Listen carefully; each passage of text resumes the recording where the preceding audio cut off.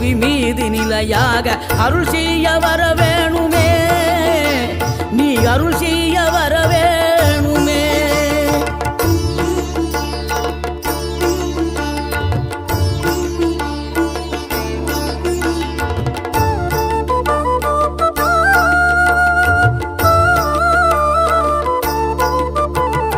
இகழ்தலையும் புகழ்தலையும் ஒரு முகமாய் கருதும்படி செவி உரைத்த முத்து குமரன், நீ வறுமையையும் வளமையையும் சமநிலையை உணரும்படி மதி கொடுத்த செல்வ குமரன்.